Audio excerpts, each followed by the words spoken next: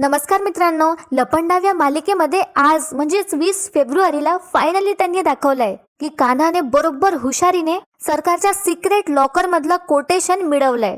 Kanha secret locker मधल्या फाईलची चोरी करणार आहे. त्याचबरोबर इकडे व्हॅलेंटाईन डे साठी सखीने छान रेड कलरचा ड्रेस घातला असतो आणि ती कान्हासाठी सरप्राईज प्लॅन करणार आहे. तर बघूया मित्रांनो, कान्हा सक्सेसफुल होणार की नाही, कारण त्याच दिशेने मनस्विनी सुद्धा येणार आहे, ज्या दिशेने मनस्विनीचं लॉकर असतं. मनस्विनीला कान्हावर शंका सुद्धा आली आहे. तर मित्रांनो, सगळं जाणून घेण्यासाठी तुम्हाला व्हिडिओच्या शेवटपर्यंत बनून राहावं लागेल. तर सुरू करूया आजच्या भागाला. ज्याने चॅनलला सबस्क्राईब नसेल केलं तर सिरियलच्या अपडेटसाठी आपल्या चॅनलला सबस्क्राईब करा. सुरू करूया आजच्या भागाला. कान्हा आता त्याच्या डेस्कवर बसला असतो आणि तो रुबिक क्यूब सॉल्व्ह करत असतो. कान्हाने ते कोडं सॉल्व्ह केलं असतं आणि कान्हा स्वतःला म्हणतो, येस, जिंकलो. कान्हा त्याच्या डेस्कच्या ड्रॉवर मध्ये ते रुबिक क्यूब ठेवतो आणि ते सॉल्व्ह करून ठेवतो. बाकीचे जे 4 असतात ते अनसॉल्व्ड असतात. कान्हा म्हणतो, पहिलं नारळ फुटलं. आता महिन्याभरात हे सगळे अनसॉल्व्ड क्यूब मी सॉल्व्ह करेल आणि एका एका कोड्यासोबत सरकारचा आधार गळून पडेल, असा कान्हाने निर्धार केला असतो. कान्हा आता स्वतःला म्हणतो की हा रुबिक क्यूबचा खेळ खेळता खेळता मी खरा खेळ खेळणार आहे, सरकारला उद्ध्वस्त करण्यासाठी. जे रुबिक क्यूब असतात ना मित्रांनो, ते सॉल्व्ह करायचे असतात. लहान मुलं सुद्धा अनेकदा ती खेळतात. सगळे कलर्स मॅच करायचे असतात. ते स्क्वेअर मध्ये असतो. तर असं इथे आता काय होतं, सखी कन्स्ट्रक्शनचा ढाचा तिथे ठेवला असतो. कान्हा त्याच्या जवळ जातो आणि त्या कन्स्ट्रक्शनच्या बिल्डिंगची, त्या ढाच्याची एक जे पिलर असते ते कान्हा काढतो. कोणाचंही लक्ष नसतं कान्हाकडे आणि ते काढून कान्हा खाली ठेवतो डेस्कवर. तर मित्रांनो, तिकडून आता राजेश काका येत असतात. कान्हा त्यांना थांबवतो आणि त्यांच्या ट्रे मधला चहा घेतो. तर आता राजेश काका लगेच कान्हाला म्हणतात, अहो तो परशुराम सरांचा आहे. तर कान्हा म्हणतो, तुमच्या परशु सरांना आज चहा कळू लागणार आहे आणि काय चहापेक्षाही महत्वाचे डोस ते आतमध्ये घेताय. तुम्ही या, मी चहा पितो, असं म्हणत आता कान्हा तो चहा पिऊ लागतो आणि त्या डेमोकडे बघू लागतो, जो सखी कन्स्ट्रक्शनचा ढाचा असतो त्याच्याकडे. आणि कान्हा म्हणतो, आज मला एक नवीन गोष्ट कळली आहे. आता कान्हाने त्या लॉकरची डुप्लिकेट चावी बनवली असते. त्याकडे बघत आता कान्हा म्हणतो, सरकार, ही तुमच्या लॉकरची डुप्लिकेट चावी आणि त्या लॉकर मध्ये टेंडरची फाईल आहे. त्या टेंडरच्या फाईलवर कोटेशनचे आकडे आहे आणि ते सगळे कोटेशनचे आकडे माहिती करून घेणं हेच माझं पुढचं काम आहे आता. तर मित्रांनो, कान्हाच्या हाती ती चावी असते. तितक्यात मागून कान्हाच्या खांद्यावर कोणीतरी बाई हात ठेवते. आता कान्हा दचकतो आणि मागे वळून बघतो तर मधू असते मागे. कान्हा पटकन आपल्या मुठीत ते चावी लपून टाकतो. मला तर कळतच नाही का मध्ये मध्ये टपकत राहते असं. तर आता काय होतं, सखीची मैत्रीण म्हणजे जानू आता सखीकडे आली असते. दोघीही सखीच्या बेडरूम मध्ये असतात आणि छान गप्पा गोष्टी करत असतात, खात पित असतात. आता सखी जानूला म्हणत असते, माझा काही प्लॅन नाही आहे व्हॅलेंटाईनचा. आणि सखीने खूप सुंदर असा लाल रंगाचा सूट घातला असतो, बरोबर व्हॅलेंटाईनच्या रेफरन्सने. तर इथे जानू म्हणते सखीला, काय ग सखे, कसली अनरोमॅन्टिक आहेस तू. आता लग्न झालंय ना तुमचं, त्यात व्हॅलेंटाईन्स डे आहे. सगळे कपल कसे एक्साइटेड असतात सखी, सगळीकडे असा भारी क्रेज असतो बघ. आता सखी म्हणते जानूला, एक्झॅक्टली, यू सेड इट. जोडपे म्हणजे काय, जोड्या, कपल. आणि मी आणि कान्हा कपल नाही आहोत, वी आर जस्ट फ्रेंड्स. तर आता जानू सुद्धा सखीला म्हणते, कळतंय ग मला सगळं, पण हा फॉर्म्युला आहे ना तो जुना झालाय, वी आर जस्ट फ्रेंड्स. म्हणजे आपलं प्रेम जगाला कळू नये म्हणून हे सगळे वाक्य यूज करतात की आमचं काही असं आहेच नाही बाबा, वी आर जस्ट फ्रेंड्स. हो ना सखी. तर आता सखी समजून सांगण्याचा प्रयत्न करते आणि म्हणते, अगं जानू, मी तुला खरंच सांगतेय, मी आणि कान्हा फक्त असे मित्र आहोत, फक्त छान मित्र. त्यावर आता जानू म्हणते, हो आहातच की, मी कुठे काय म्हटलं, त्यात शंकाच नाही. पण सखे, हे फक्त मैत्रीचं नातं नाहीये. म्हणजे मला तुझ्याकडनं माहिती नाही, पण कान्हा तुला नुसतं मैत्रीच्या नात्याने बघत नाही. बघा मित्रांनो, काय होतं, आता जानू सखीला सांगत असते की तुला मी सांगते, कान्हाने ऐकिनी असा भन्नाट भारी प्लॅन केला असणार आहे तुझ्यासाठी, व्हॅलेंटाईन सरप्राईज देणार आहे तो तुला, असं मला वाटतंय. तर मित्रांनो, इथे आता सीन शिफ्ट होतो आणि आता मधू कान्हाला म्हणते, मिस्टर कान्हा, उद्या व्हॅलेंटाईन डे आहे, तर काय प्लॅन आहे तुमचा. आता कान्हा म्हणतो, काय प्लॅन असणार आहे, मुळात मी ह्या सगळ्या गोष्टी मानतच नाही. तर तितक्यात ती जी रिसेप्शनिस्ट असते रेखा, ती पण कान्हाला म्हणते,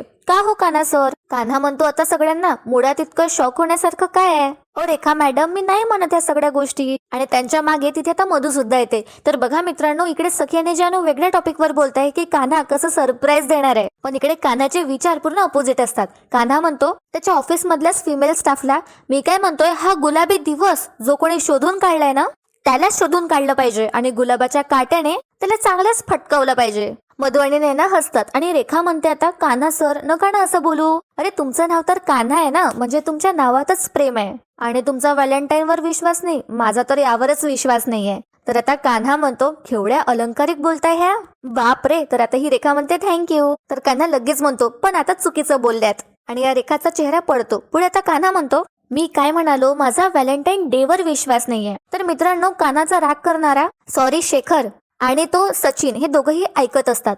तर कान्हा सांगत असतो आता या फिमेल स्टाफला की माझा प्रेमावर विश्वास आहे पण व्हॅलेंटाईनवर नाही. आता मधू तो खूपच प्रेमाने आता कान्हाचं बोलणं ऐकत असते. तर आता नैना म्हणते कान्हाला सर जरा एक्सप्लेन कराल का. तर आता कान्हा म्हणतो हो लगेच करतो. बघा मित्रांनो, कान्हाची सुंदर कल्पना. कान्हा सांगत असतो की प्रेम व्यक्त करण्यासाठी अशी विशिष्ट दिवसाची गरज नसते आणि मला त्याची गरज वाटत सुद्धा नाही. प्रेम का आता कॅलेंडरच्या तारखेवरनं व्यक्त करतात का, त्याला ठरवतात. म्हणजे काय कॅलेंडर बोलून प्रेम म्हणतं की आज मी जरा जास्तच प्रेम होतो, उद्या मी जरा कमी प्रेम होतो, असं असतं का. आता तर मधू खूप एक्सायटेड असते आणि सगळं खूप चांगल्याने ऐकत असते अशी इंटरेस्ट घेऊन कान्हाच्या बोलण्याकडे. पुढे आता कान्हा म्हणतो मी तर म्हणतो प्रेम माणसाने रोज व्यक्त करावं आणि रोज प्रेम करावं. आपल्या माणसांना आपल्याला सांगता आलं पाहिजे की बाबा रे तू महत्वाचा आहे, तू स्पेशल आहेस, तू आहे तर मी आहे आणि तुझ्यामुळे सगळं आहे. तू किक मारतोयस म्हणून आपल्या संसाराची बाईक सुरू आहे, तू स्वप्न दाखवतेस म्हणून सकाळची रियालिटी फेस करण्याचं बळ आहे, तू स्वयंपाक करतेस म्हणून पोटाबरोबर मनही भरतं.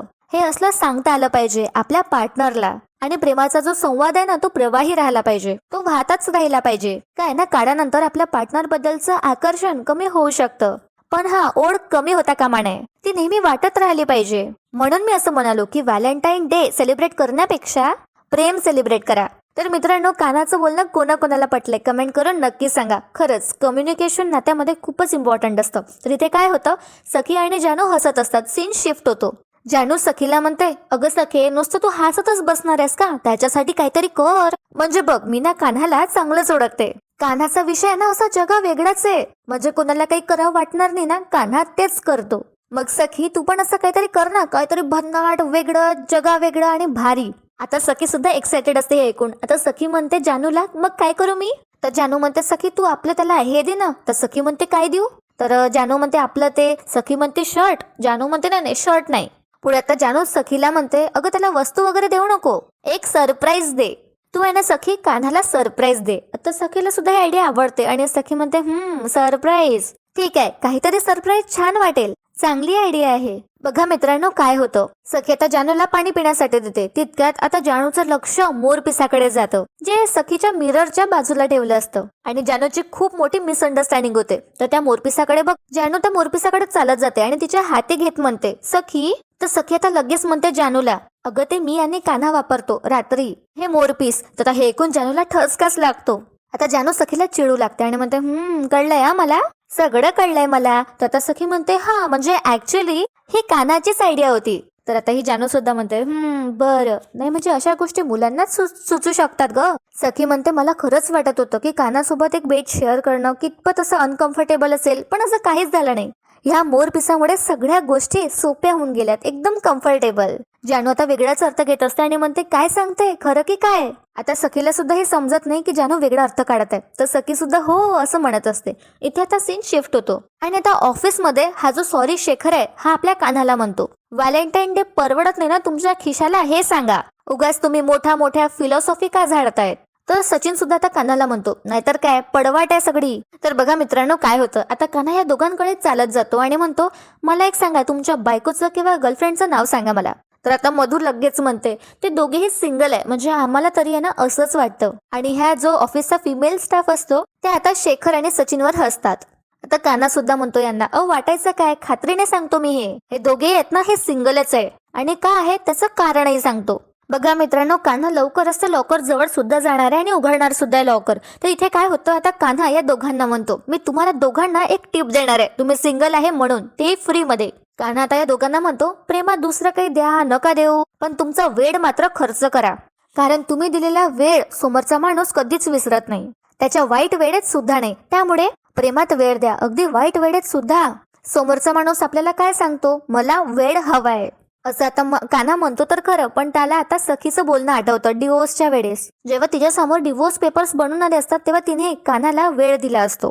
तिने सरकारला म्हटलं असतं की मला वेळ हवाय. कान्हाला आता ते एकदम असं हिट होतं, आठवतं आणि कान्हा आता सगळ्यांना म्हणतो असो कामाला लागा आता, आणि सगळे आपापले कामाला लागतात.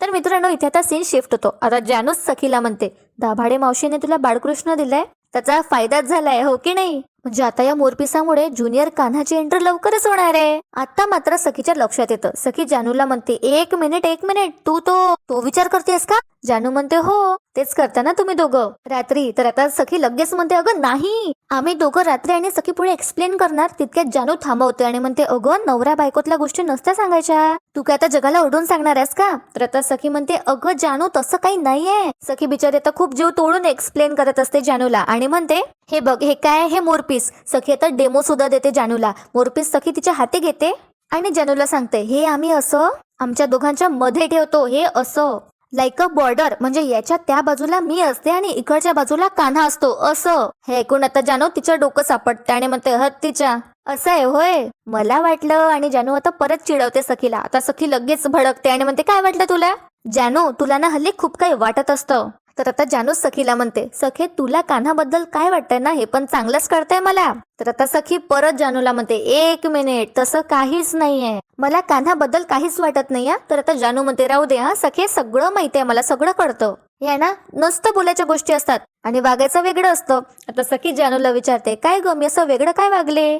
तर आता जानू म्हणते, अगं तुझं बोलणं एक आहे सखे आणि तुझी कृती काहीतरी वेगळीच आहे. तर आता सखी विचारते, म्हणजे तुला काय म्हणायचंय? जानू म्हणते, बघ ना सखे, तू कान्हा बरोबर संसार मोडायला निघाली होती आणि त्याच कान्हा बरोबर आता संसार थाटायला निघाली आहेस आणि तू तरीही असंच म्हणणार आहेस का, वी आर जस्ट फ्रेंड्स? हे ऐकून आता सखी विचारात पडते. जानू म्हणते, बरं चल, मी हे सगळं ताट वगैरे हर्षदाला देऊन येते.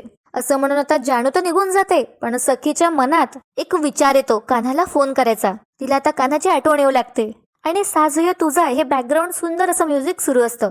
सखी आता कान्हाला फोन करते. कान्हा फोन सुद्धा उचलतो, पण दोघांमधून कोणीच बोलत नाही, दोघेही गप्प असतात.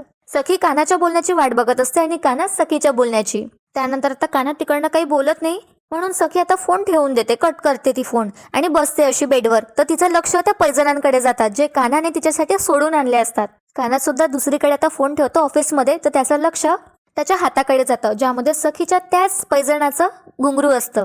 आता दोघांनाही आपले जुने मोमेंट्स रिकॉल होतात आणि दोघांनाही एकमेकांची आठवण येऊ लागते. दोघेही एकमेकांना मिस करू लागतात आणि स्माइल करतात. सखी सुद्धा त्या कान्हाच्या प्रेमात पडत आहे, पण ती एक्सेप्ट नाही करत आहे कोणासमोर. तर बघा मित्रांनो, आता काय होतं, कान्हा सिक्रेट लॉकर पर्यंत पोहोचणार आहे. ऑलमोस्ट आता संध्याकाळ झाली असते आणि ही सरकार तिच्या केबिन मधून बाहेर येते. तिच्या लक्षात येतं आल्याबरोबर की कान्हा त्याच्या जागेवर नाहीये. अशी सरकार आहे ना कान्हाच्या डेस्ककडे एकटक बघू लागते. तितक्यात आता सचिन म्हणतो सरकारला, सरकार याच्यावर तुमच्या सह्या हव्यात. तर ही मनस्विनी म्हणजे सरकार रागत असते सचिनकडे बघते आणि म्हणते, रेजिग्नेशन लेटर आहे का हे? त्याला टोमणा मारते. सचिन आता त्याची मान खाली टाकतो आणि सरकार त्या फाईलवर सह्या करते. पण हिचं लक्ष कान्हाच्या डेस्कवरच असतो की तो कुठं गेलाय असा प्रश्न तिला पडतो. तर मित्रांनो, आपल्याला दाखवलं जातं की कान्हा फायर अलार्म जवळ असतो. त्याच्या थोड्याच दूर कॉरिडॉर मध्ये लॉकर असतं. तर कान्हाने आता मला फोन केला असतो आणि तो म्हणत असतो, आता इथे पाऊस पडणार आहे मा, आणि त्यासोबत टेंडरची फाईल सुद्धा बाहेर पडणार आहे. तर त्यावर आता मा सुद्धा म्हणतात कान्हाला, पाऊस या महिन्यात आणि त्याचा फाईलशी काय संबंध? कान्हा आता स्माइल करतो आणि मला म्हणतो कळेल आणि फोन ठेवून देतो कान्हा आणि आपल्या कामाला लागतो त्याच्या मिशनवर. कान्हा बाजूचा टेबल घेतो पटकन आणि वर ठेवलेला फायर अलार्म त्याच्यावर असं थोडंसं लायटर लावतो, ज्याने तो फायर अलार्म वाजेल आणि सगळीकडे पॅनिक होईल. सगळ्यांचं लक्ष दुसरीकडे वळणार आणि कान्हा त्याच्या मिशन मध्ये सक्सेसफुल होणार. असा सगळा आता कान्हाचा प्लॅन असतो. दुसरीकडे आता फायर अलार्म वाजतो, त्यामुळे सगळेजण ऑफिस मधले पॅनिक होतात आणि कान्हा त्याचं मिशन पूर्ण करण्यासाठी लॉकर पर्यंत जात असतो. आता ही मनस्विनी जोरातच परशूला आवाज देते आणि म्हणते, हे काय चाललंय? परशू आता बाहेर येतो आणि सगळ्यांना म्हणतो, तुम्ही सगळे आत्ताच्या आता इथनं बाहेर जा. परशू राजेशला म्हणतो की सिक्युरिटी गार्ड्सला बोलवून घे, त्यांना फोन लाव. राजेश आता निघून जातो, पण आता मनस्विनी म्हणते, अरे हो पण हे काय झालं अचानक? तर परशू म्हणतो, हो सरकार, पण आधी तुम्ही इथनं बाहेरच चला. आता सगळेजण एक एक करून बाहेर निघत असतात आणि कान्हा त्याच्या मिशन कडे जात असतो, त्याच्या सिक्रेट लॉकर कडे. सगळा जो स्टाफ असतो ऑफिसचा तो आता हॉलमध्ये आला असतो. आता ही सरकार म्हणते परशूला, अरे परशू काय गडबड झाली ते बघ. पण आता परशू इकडे तिकडे बघतो आणि सरकारला म्हणतो, हो सरकार, पण हा कान्हा कुठे दिसत नाहीये, गेला तरी कुठे हा? मनस्विनी सुद्धा विचारात पडते आणि आपल्याला दाखवलं जातं की कान्हाने त्या सिक्रेट लॉकरच्या रूम मध्ये एंट्री घेतली आहे आणि त्या रूम मध्ये आल्यावर कान्हा ते दार बंद सुद्धा करतो आणि हळूहळू त्या लॉकरच्या दिशेने वळतो. त्यानंतर कान्हा पटकन डुप्लिकेट चावी काढतो, ते लॉकर उघडण्याचा प्रयत्न करतो आणि फायनली आता कान्हाने ते सिक्रेट लॉकर उघडलं असतं, ज्यामध्ये असते सरकारची कोटेशनची सिक्रेट फाईल. कान्हा त्या कोटेशन कडे बघतो आणि हसतो, म्हणतो, फाईल मध्ये ठेवायचं कोटेशन असं एनव्हलप मध्ये ठेवलंय, पण कान्हाच्या हाती एखादी अशी गोष्ट लागणार नाही, असं कधी होणार नाही. ती गोष्ट या जगातच नाही असं म्हणत आता कान्हा ते एन्व्हलप उघडायला जाणार असतो, पण त्यावर असं लाल कलरचं सील असतं. आता कान्हा म्हणतो त्या सीलकडे बघत की जर का हे सील तोडलं तर कान्हा सरकारच्या लक्षात येईल. माझ्याकडे वेळ पण कमी आहे. आता कान्हा थोडा पॅनिक झाला असतो. तर मित्रांनो, या कोटेशनच्या फाईलमध्ये सरकारचे सगळे अपकमिंग डील्स असतात आणि त्याचं सिक्रेट असतं, जे कान्हा मिळवून सगळे डील्स हिसकावून घेणार आहे. इथे काय होतं मित्रांनो, परशू सगळ्यांना विचारतो बाहेर की तुम्हाला कान्हा कुठे दिसला का? सगळी जण म्हणतात की नाही, आम्ही नाही पाहिलं, आम्हाला नाही दिसला तो कुठे. आणि हा सॉरी शेखर मुद्दामच म्हणतो आता परशूला, बराच वेळ झाला, कुठे गेला काय माहित. आता परशू म्हणतो काय, आणि मनस्विनी सुद्धा आता बोलते मगाशी मी निघाले तेव्हा पण तो डेस्कवर नव्हता. तर आता हा परशू हळूच आवाजात म्हणतो मनस्विनीला, सरकार हा कान्हा आहे ना आधीच पासून संशयास्पद आहे. म्हणजे बघा ना, तो ज्या पद्धतीने आपल्या घरात घुसला, नंतर सखीच्या आयुष्यात घुसला आणि नंतर या आपल्या कंपनीत घुसलाय, बरोबर अशा क्षणाला कसा काय गायब होतो सरकार हा माणूस आहे ना कान्हा, हा फ्रॉड आहे, फ्रॉड. तर ही मनस्विनी मनात म्हणते काहीही असलं तर या सरकारपासून लपू शकत नाही. आता मीच काय ते शोधून काढते, आता मी स्वतःच काय तो ठेका लावते, असं मनस्विनी तिच्या मनात म्हणते.